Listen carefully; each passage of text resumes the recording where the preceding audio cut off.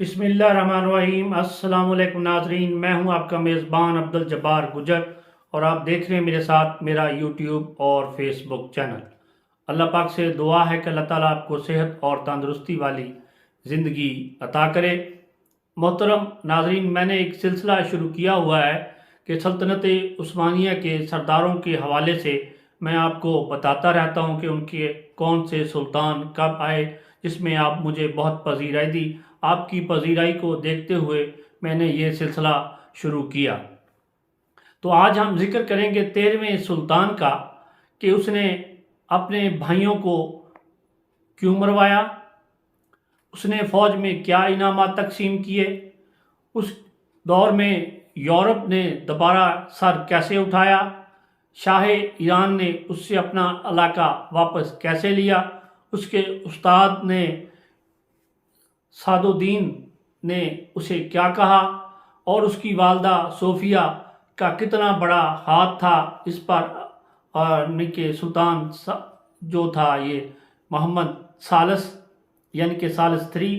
اور اس کے علاوہ جو آخری ایام تھے اس کی زندگی میں، ایک بزرگ درویش نے اسے کیا کہا اور کیا پیش گوئی کی، اس میں اس کے بیٹے کو کیسے قتل کیا، یہ ہے آج کے موضوعات۔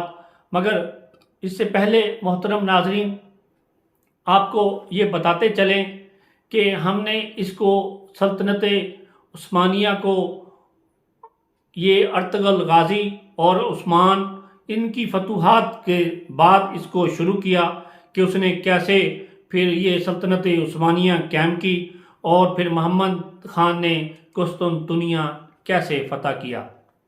محترم ناظرین، سلطان محمد مراد ثالث کی وفات کے بعد اس کا سب سے بڑا بیٹا جو کہ گورنر تھا ایک علاقے کا، تو اس کی وفات کے بعد پھر وہ واپس آیا اور قسطنطنیہ آ کر وہ تخت نشین ہو گیا۔ جیسے ہی وہ تخت نشین ہوا، محمد ثالث 3، یہ 1595 کی بات ہے، اس نے سب سے پہلے ہی آتے اپنے بھائیوں کو قتل کروا دیا کہ تاکہ نہ رہے گا بانس نہ بجے گی بانسری۔ تو یہ تھا جو اس کا پہلا عمل۔ پھر اس کے بعد یہ سیاہ قانون ختم کر کے یہ قانون بنایا گیا کہ جو سلطنت کا وارث ہوگا یا سربراہ ہوگا یا حکمران ہوگا وہی رہے گا، باقیوں کو قید میں ڈال دیا جائے گا، چاہے کوئی وہ نااہل ہو وہ بھی حکمران بن سکتا تھا، جس کے نام قرائے فال نکلے وہی، اور اہل سے اہل لوگ قید و صحبت کی زندگیاں برداشت کرنے میں رہے۔ تو اس سے پہلے جیسے ہی اس نے یہ تخت سنبھالا، تخت نشین ہوا، اس نے فوج میں بہت انعام و اکرام کی بارش کر دی اور بے شمار ان کو سکے دولت اور جواہرات سے نواز دیا۔ مگر اس وقت یہ اس کی جو فوج تھی اتنی لالچی تھی کہ اس نے مزید مطالبات کا مطالبہ کیا، مگر جو اس وقت کے وزیر اعظم تھے فرہاد پاشا، اس نے ان لوگوں کو سمجھایا، مگر فوج کے ایک حصے نے اس کو قتل کرنے کی کوشش کی، مگر بالآخر محمد فرہاد اور محمد ثالث 3 نے اس بغاوت کو سنبھالا اور اس میں وہ کامیاب ہو گئے۔ جیسے ہی یہ معاملے سے نپٹے، اور پھر وہ یہ اتنے کمزور ہو چکے تھے کہ ہنگری، آسٹریا اور دوسرے علاقوں نے سر اٹھانا شروع کر دیا، مگر جو یہ محمد ثالث تھا یہ قسطنطنیہ اور اپنے محل سے باہر نکلنا ہی نہیں چاہتا تھا۔ یہی وجہ تھی کہ جو دیگر ممالک تھے عیسائی، انہوں نے سر اٹھانے شروع کر دیے اور انہوں نے مختلف علاقوں پر قبضے کرنے شروع کر دیے۔ اس کی جو والدہ تھی صوفیہ، وہ بھی یہی چاہتی تھی کہ محمد ثالث جو ہے یہ قسطنطنیہ اور محل سے باہر نہ جائے، اگر یہ باہر نکلا تو میرے اثر سے یہ باہر ہو جائے گا اور پھر یہ اپنی من مرضی کرے گا۔ مگر بالآخر اس کو جانا پڑا۔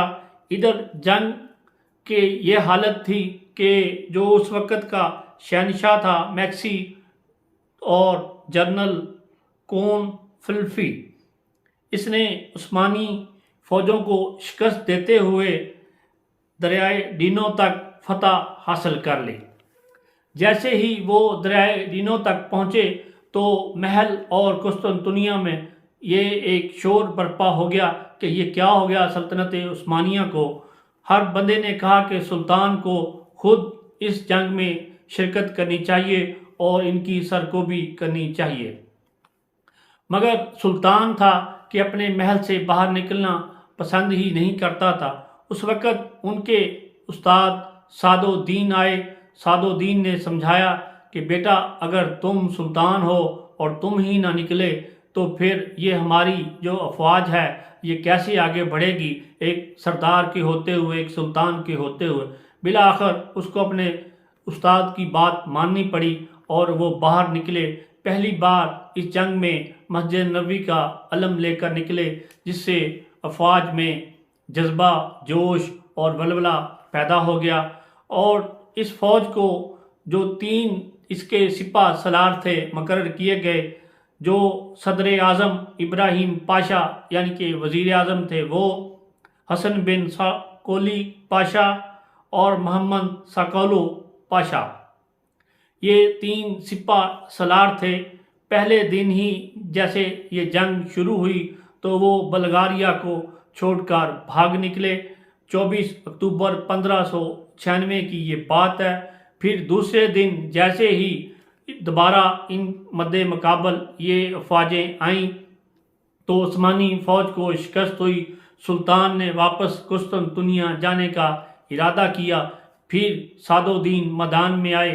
اس نے کہا بیٹا آج تک میں نے کسی سلطان کو یوں پیٹھ دکھا کر واپس بھاگتے ہوئے نہیں دیکھا، تم کیسے سلطان ہو کہ پیٹھ دکھا کر بھاگ رہے ہو۔ بالآخر سلطان کی ہم نے سعد الدین جو اس کے استاد تھے، سلطان پر اس کا اثر ہوا، وہ جنگ میں حصہ لیا۔ دوسرے دن پھر شکست ہوئی۔ تیسرے دن ایون کے جو عیسائی افواج کے تھے انہوں نے ان کی توپوں پر قبضہ کر لیا، ان کو شکست ہوئی۔ اس دوران اچانک ساکالو جو پاشا تھے وہ آئے۔ اس نے جوان مردی سے مقابلہ کرتے ہوئے یہاں فوج کو بھگا دیا اور وہ فوج واپس بھاگنے میں کامیاب ہوگی اور عیسائیوں کے تقریباً 50,000 کے قریب یہاں پر سپاہی ہلاک ہوئے۔ یوں اس میدان میں یہ فتح سمیٹ کر سلطان اور ساکولو پاشا واپس گئے۔ وہاں واپس جا کر ساکالو پاشا کو سلطان نے وزیر اعظم مقرر کر دیا۔ اس وقت جب یہ وزیر اعظم مقرر ہوئے تو اس نے جو میدان جنگ سے بھاگے تھے ان کے بارے میں انکوائری کی، اور انکوائری میں پتہ چلا کہ زیادہ تر ایشیائی لوگ تھے۔ ان کی جائیدادیں ضبط کر لیں، کچھ کو قتل کر دیا۔ اس کے بعد پھر ایک اور بغاوت ہوئی۔ سلطان نے اس بغاوت کو کچلنے کے لیے حسن بن ساکولی نے اس بغاوت کو کچلا، اس کو شکست دی۔ جو اس سردار کا بھائی تھا ولی حسن، اس نے حسن بن ساکولی کو قتل کر دیا۔ بالآخر سلطان کو حسن ولی سے صلح کرنی پڑی اور اس طرح معاملہ رفع دفع ہوا کہ اس کے بعد شاہ ایران نے 1601 میں جو علاقے سلطنت عثمانیہ کے زیر قبضے میں ایران کے چلے گئے تھے ان کو واپس لینے میں کامیاب ہو گئے۔ ایران کے جو شاہ تھے، شاہ عباس جو شاہ ایران تھے، اس نے اپنے علاقوں کو واپس کر لیا۔ محترم ناظرین، آخر میں ہم ایک بڑا ہی دلچسپ واقعہ آپ کو سناتے ہیں کہ ایک درویش ولی انسان نے سلطان سے کہا کہ 55 روز میں آپ پر ایک آفت آنے والی ہے۔ تو وہ یہ سمجھا کہ شاید میرا بڑا بیٹا محمود مجھے تخت سے ہٹا کر خود تخت نشین ہو جائے گا، مگر ایسی بات نہیں تھی۔ اس دوران سلطان نے اپنے انتہائی قابل اور بڑے بیٹے محمود کو قتل کروا دیا، مگر قتل کروانے کے بعد وہ سکھ کا سانس نہ لے سکا۔ اس کشمکش میں رہا کہ مجھ سے کیا ہو گیا اور کہ آگے آنے والے دنوں میں کیا ہوگا۔ ٹھیک 55 روز اس درویش کی بات سچ ثابت ہوئی۔ محمد ثالث سلطان محمد ثالث III اس دنیا سے رخصت ہو گئے، اور اس کے بعد اگلا سلطان کون بنے گا یہ ہم اگلی قسط میں بتائیں گے۔ یہ مختصر سا دور تھا، مگر اس دور میں کوئی زیادہ کامیابیاں سمیٹ نہ سکے، اور یہ کوئی 8 سال کا عرصہ ہے۔ 1595 سے لے کے 1603 تک کا یہ واقعہ ہے۔ اس کے بعد کیا ہوا، اگلا سلطان کون ہے، اور اس نے کیا فتح کیا، کہاں سے شکست کھائی، اور اس کے کارنامے کیا ہیں، یہ انشاءاللہ تعالی ہم آنے والی ایپیسوڈ یا اگلی جو ہم ویڈیو بنائیں گے اس میں آپ کے ساتھ شیئر کریں گے۔ تب تک کے لیے مجھے دیجیے اجازت، اپنا رکھیے خیال، خدا حافظ۔